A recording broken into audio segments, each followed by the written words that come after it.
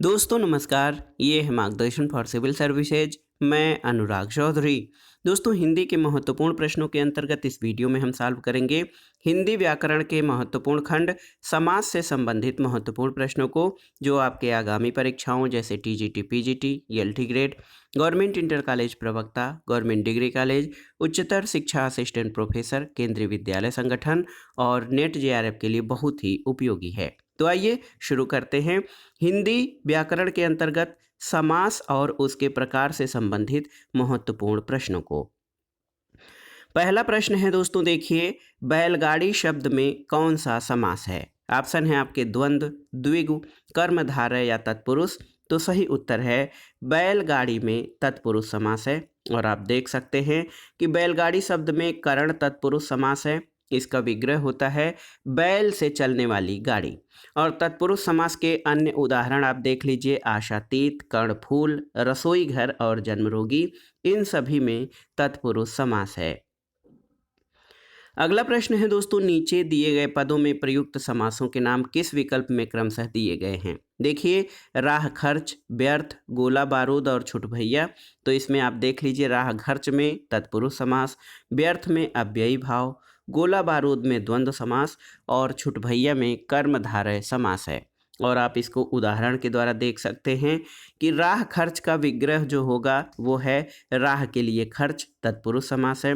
व्यर्थ में बिना अर्थ यानी बिना महत्व का अव्ययी भाव समास, गोला बारूद में गोला और बारूद द्वंद्व समास और छुट भैया में छोटा भैया कर्मधारय समास प्रयुक्त है। अब आइए समास के प्रमुख प्रकार अव्ययी भाव समास से संबंधित महत्वपूर्ण प्रश्नों को देखते हैं। अनुरूप में कौन सा समास है आपको बताना है। तो आप जानते हैं कि अनुरूप में अव्ययी भाव समास है। और अव्ययी भाव की परिभाषा क्या है? जिस समास में पहला पद प्रधान हो और सामासिक पद या समास पद अव्यय हो, वहाँ पर अव्ययी भाव समास होता है। आप देख लीजिए कि यहाँ पर अनुरूप, जैसा रूप वैसा, जैसा रूप है वैसा, अनुकृत, जैसी है आकृति, और यथाशक्ति यानी शक्ति के अनुसार, यथास्थान जो स्थान निर्धारित है, यथोचित जैसा उचित है वैसा, आमरण मतलब मरण तक, आजीवन जीवन भर, अनुसार जैसा सार है वैसा, और आपाद मस्तक यानी पैर से लेकर मस्तक तक, और प्रतिदिन मतलब हर दिन। तो यहाँ पर आप जान लीजिए कि कौन सा समास अव्ययी भाव समास है, जिस समास में पहला पद प्रधान हो और सामासिक पद या समास पद अव्यय हो। इसी प्रकार प्रतिक्षण, प्रत्येक, प्रत्यंग, आकंठ, यावत जीवन, यथाविधि, यथासाध्य, आजन्म, इन सभी में भी अव्ययी भाव समास है। अगला प्रश्न, अब हम आपको विकल्प नहीं बताएंगे। प्रतिदिन में कौन सा समास है? तो आप जानते हैं अव्ययी भाव समास है। यथाशक्ति में कौन सा समास है? अभी अभी हमने देखा है अव्ययी भाव समास है यथाशक्ति में। अगला प्रश्न कई बार पूछा गया है यथाशक्ति, तो यथाशक्ति में अव्ययी भाव समास है। ऑप्शन ए आपका हो जाएगा। आजन्म में कौन सा समास है? तो आजन्म का मतलब होता है जन्म से या जन्म पर। तो आजन्म में अव्ययी भाव समास है। निम्नलिखित में से अव्ययी भाव समास का उदाहरण कौन सा है? देखिए, पंचवटी, अलौकिक, प्रिय सखा या यथाशक्ति। तो आप जानते हैं यथाशक्ति अव्ययी भाव समास है। अगला प्रश्न पुनः यही पूछा गया है कि यथाशक्ति में कौन सा समास है, आपको बताना है। तो यथाशक्ति में अव्ययी भाव समास है। अगला प्रश्न है यथाविधि का सही समास कौन सा है? तो आप जानते हैं अव्ययी भाव समास है यथाविधि में। प्रत्यंग में कौन सा समास है? तो बिल्कुल सही उत्तर इसका होगा ऑप्शन बी, अव्ययी भाव समास है प्रत्यंग में। अगला प्रश्न है निधड़क में कौन सा समास है? तो आप जान लीजिए कि निधड़क में जो है अव्ययी भाव समास है।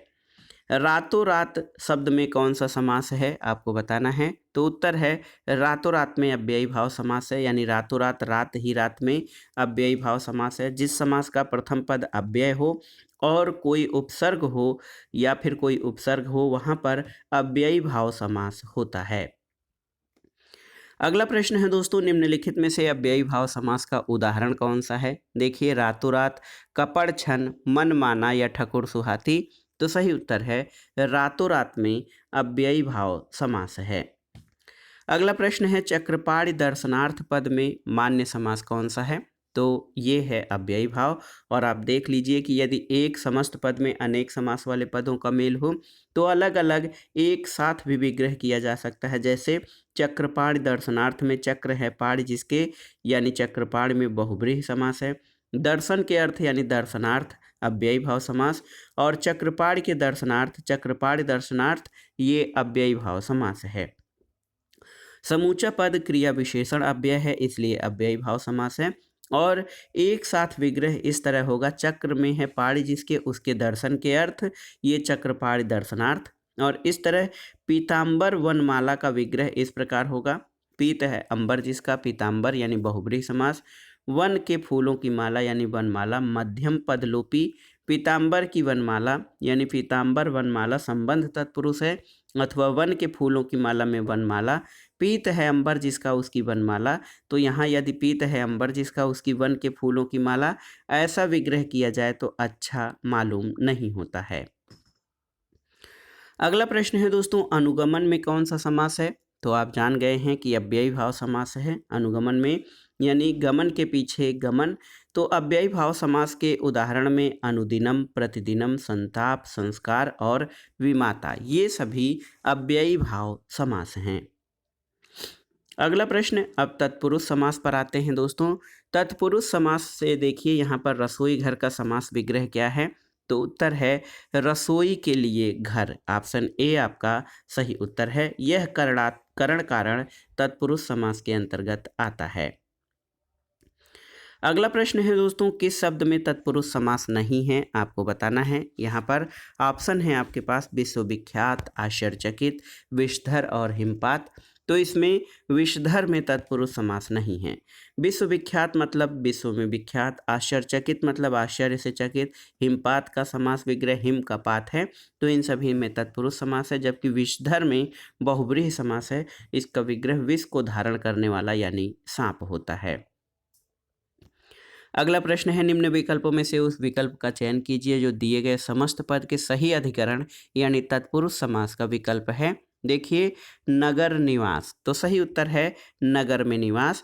और अधिकरण कारक चिन्ह में पर के लोप होने से बनने वाले समास को अधिकरण तत्पुरुष कहते हैं, और इसमें कारक चिन्ह का लोप है इसलिए इसका विग्रह नगर में निवास होगा। अगला प्रश्न है, किस शब्द में तत्पुरुष समास है? आपको बताना है। देखिए, मुनिवर, सुसंग, पराधीन और दत्तचित्त। तो पराधीन में आपका जो है तत्पुरुष समास है।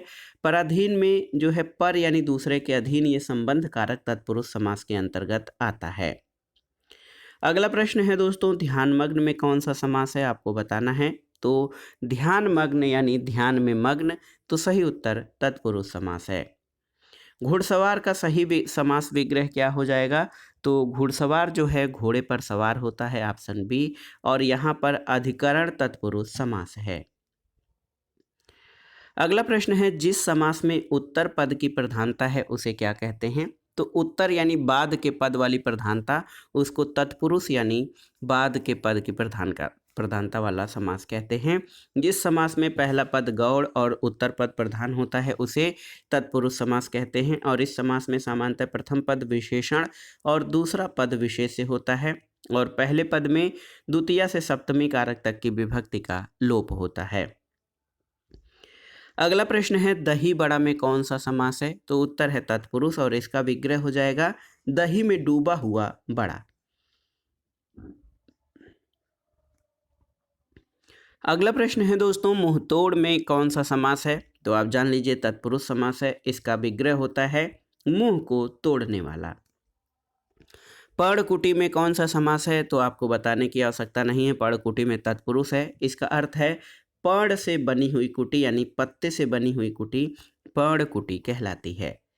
अगला प्रश्न है, गौशाला शब्द में कौन सा समास है? आपको बताना है। तो गौशाला में तत्पुरुष समास है। इसका विग्रह होता है गो के लिए शाला यानी गायों के लिए घर। अगला प्रश्न है दोस्तों, कठपुतली में कौन सा समास है? तो बिल्कुल सही, संबंध तत्पुरुष है कठपुतली में ये समास। और आप जान लीजिए तत्पुरुष समास के कुल 6 भेद होते हैं जितने कारक होते हैं।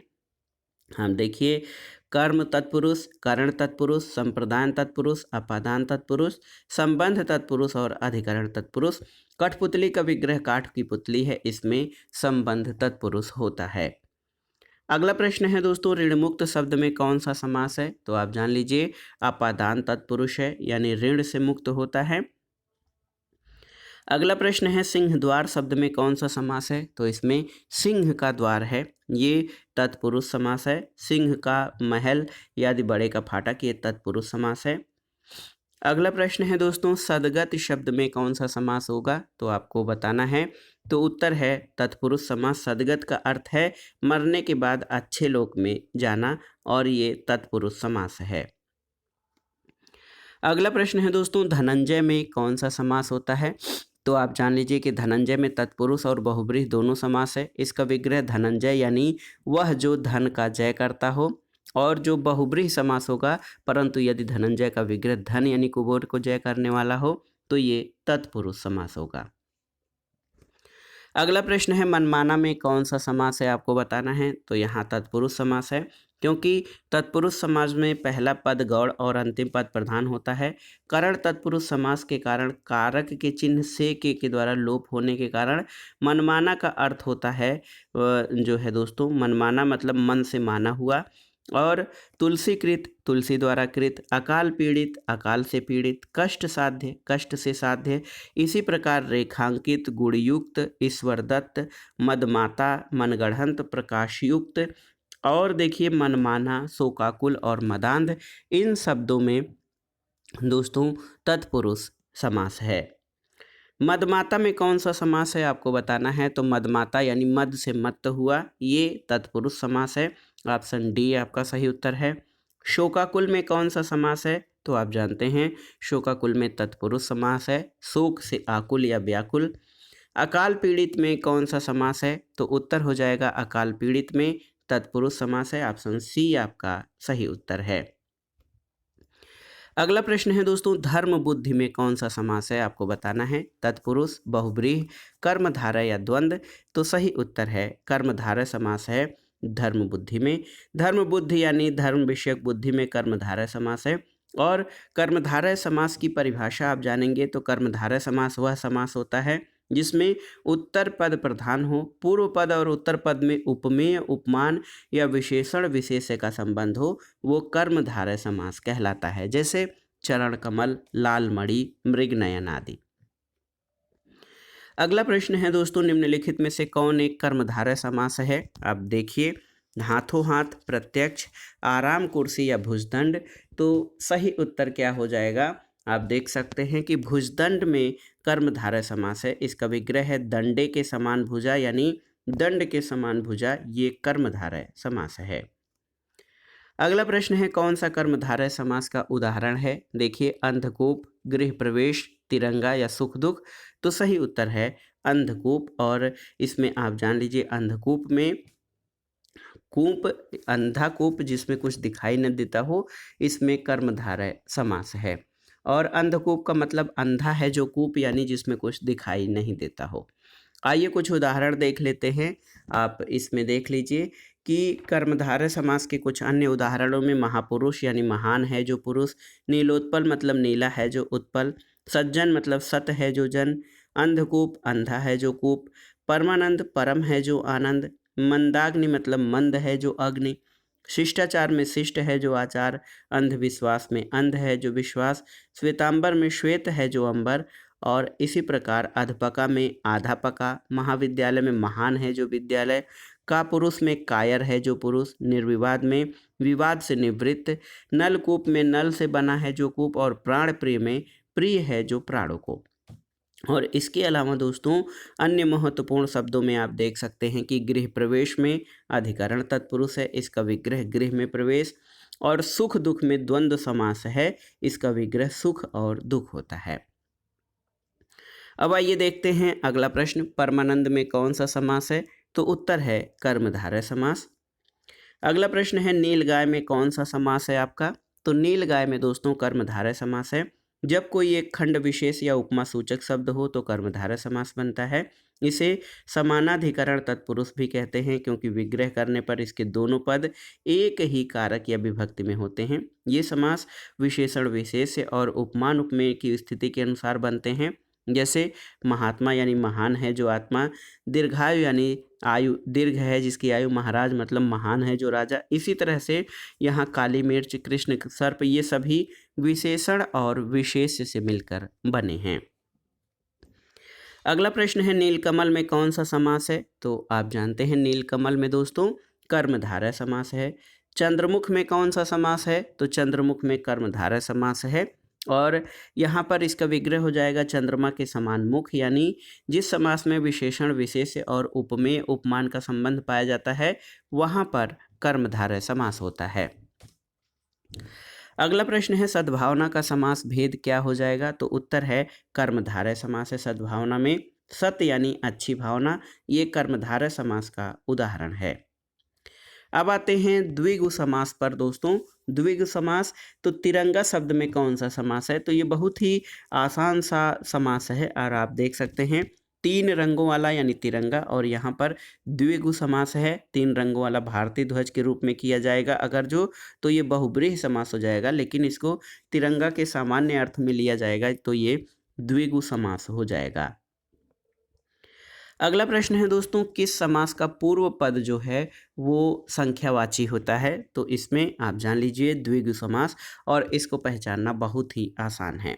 आप देख लीजिए कि जिस समास में पूर्व पद संख्यावाचक विशेषण हो और जिसके समस्त पद से समूह का बोध हो उसे द्विगु समास कहते हैं। जैसे नवरत्न मतलब नवरत्नों का समाहार, अष्टपदी मतलब अष्टपदों का समाहार, पंचवटी पंचवटों का वृक्ष, चतुर्वर्ण 4 वर्णों का समाहार। इसी तरह खटकोण, त्रिभुवन, त्रिफुला, त्रियुगी, पंचरत्न, त्रिलोक और सतसई तथा चौराहा, ये सभी द्विगु समास के उदाहरण हैं।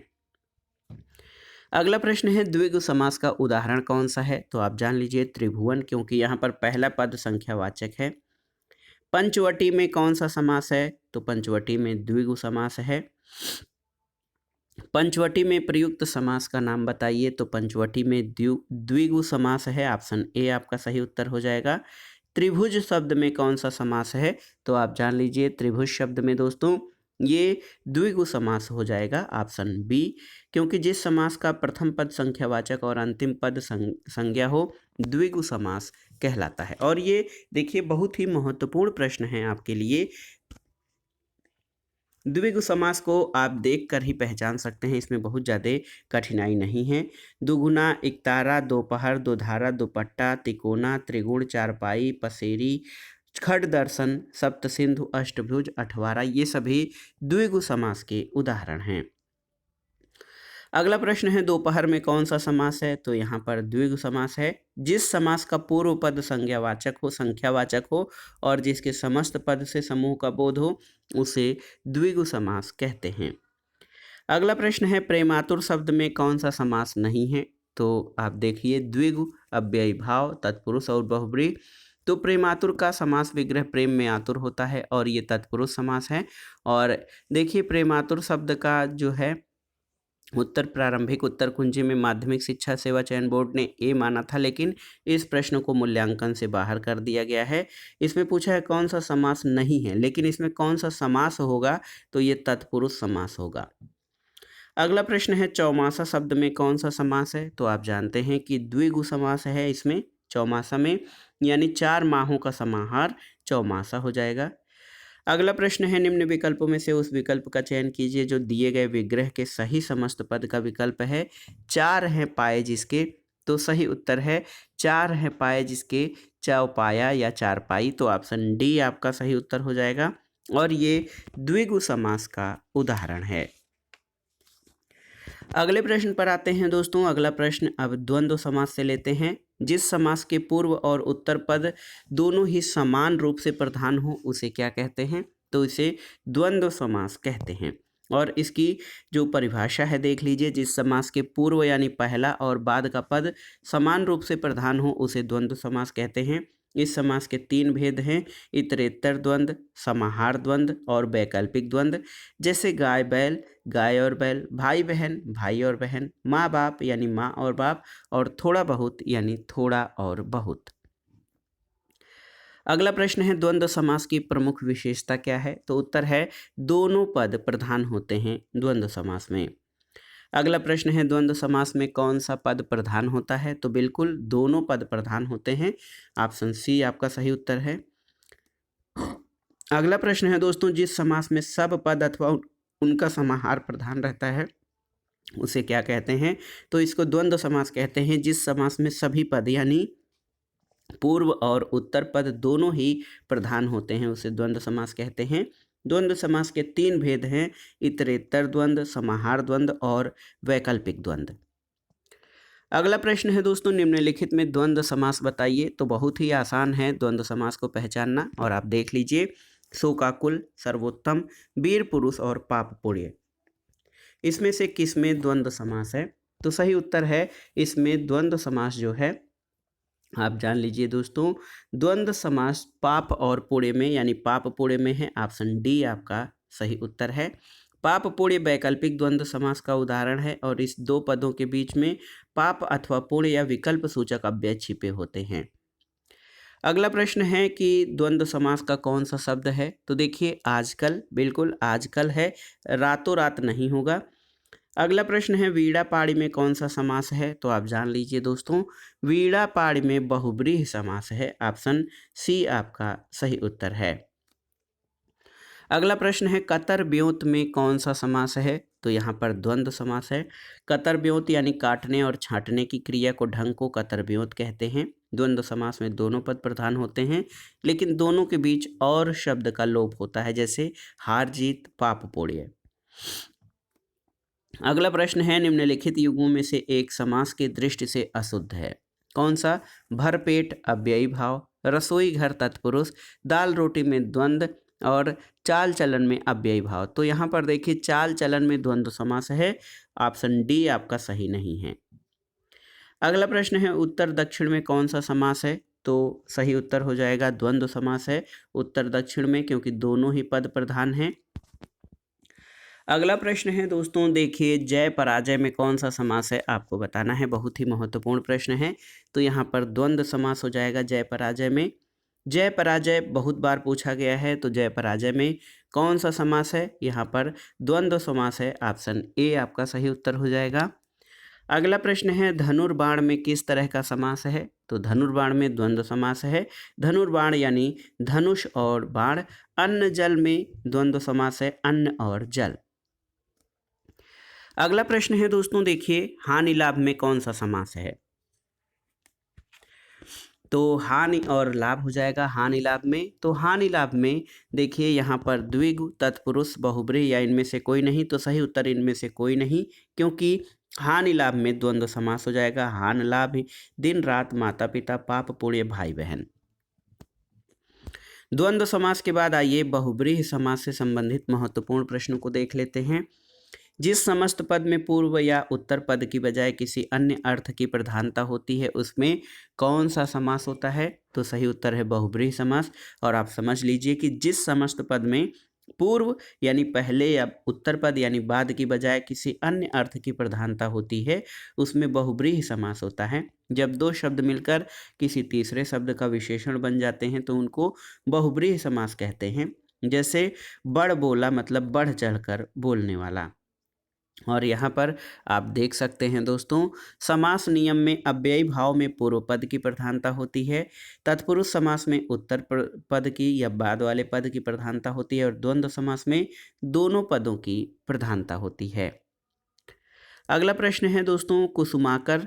कुसुमाकर में कौन सा समास है?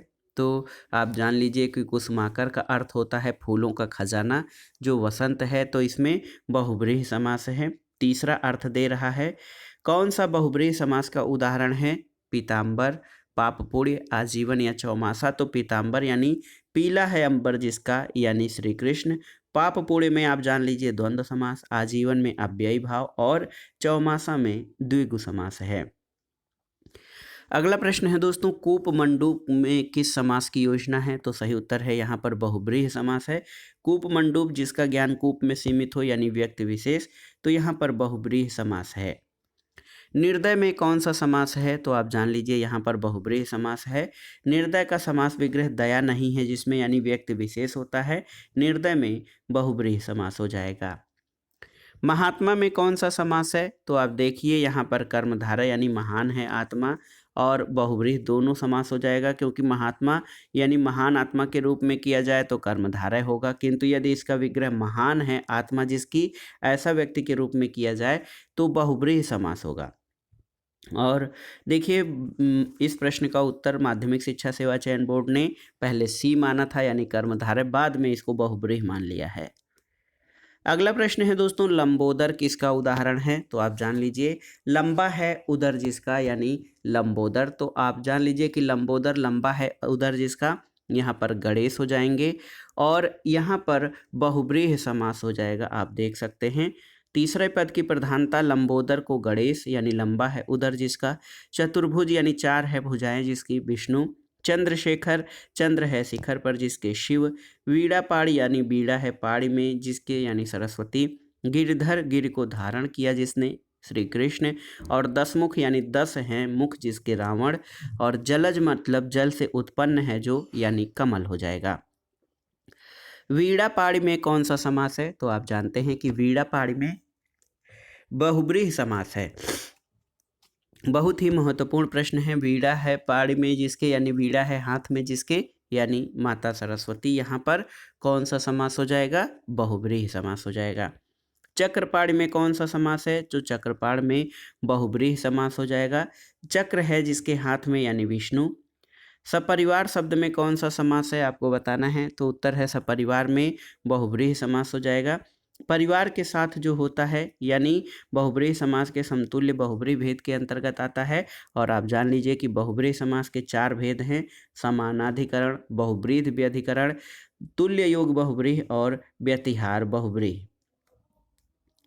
अगला प्रश्न है दोस्तों, कमल नयन में कौन सा समास है आपको बताना है, तो उत्तर है बहुब्रीहि समास, यानी कर्मधारय और बहुब्रीहि दोनों में समान रूप से कुछ उदाहरण पाए जाते हैं। कमल नयन में पूर्व पद उपमान और उत्तर पद उपमेय है, इसका विग्रह कमल के समान नयन किया जाए तो कर्मधारय होगा, लेकिन यदि इसका विग्रह कमल के समान नयन है तो यानी ये विष्णु हो जाएगा, तब बहुब्रीहि समास हो जाएगा। पतझड़ में कौन सा समास है आपको बताना है, तो यहाँ पर बहुब्रीहि समास है, इसका विग्रह झड़ते हैं जिसमें पत्ते यानी विशेष ऋतु। अगला प्रश्न है, निम्नलिखित विकल्पों में से उस विकल्प का चयन कीजिए जो दिए गए समस्त पद के बहुब्रीहि समास का सही विकल्प है। कुरूप, तो कुरूप का अर्थ है असुंदर रूप वाला, ऑप्शन ए आपका सही उत्तर हो जाएगा। कुत्सित है रूप जिसका यानी असुंदर रूप वाला, इसमें प्रादि बहुब्रीहि समास है। इसी तरह नहीं रहम है जिसमें यानी बेरहम, और नहीं है जन जहाँ निर्जन, यहाँ पर भी बहुब्रीहि समास है। अगला प्रश्न और इस वीडियो का आखिरी प्रश्न है दोस्तों, ऊट पटांग शब्द में कौन सा समास है, तो आप जान लीजिए ऊट पटांग विशेषण शब्द है, इसमें इसका अर्थ बेतुका, असंगत, टेढ़ा मेढ़ा, बेढंग, बेमेल, उल्टा पुल्टा, अनाप शनाप है। इस शब्द में बहुब्रीहि और तत्पुरुष यानी बहुब्रीहि भी होगा और तत्पुरुष दोनों समास इसमें हो सकते हैं, इसलिए इस प्रश्न को माध्यमिक शिक्षा सेवा चयन बोर्ड ने मूल्यांकन से बाहर कर दिया था। तो दोस्तों ये था आज का वीडियो। इसमें आपने हिंदी व्याकरण के महत्वपूर्ण खंड, समास और उसके प्रकार तथा उससे संबंधित प्रश्नों से संबंधित महत्वपूर्ण प्रश्नों को कवर किया जो आपके आगामी परीक्षाओं के लिए बहुत ही उपयोगी हैं। वीडियो आपको कैसा लगा हमें कमेंट बॉक्स में ज़रूर बताइएगा। वीडियो को लाइक करें, शेयर करें और इस चैनल मार्गदर्शन फॉर सिविल सर्विसेज को सब्सक्राइब करें। वीडियो देखने के लिए धन्यवाद। नमस्कार।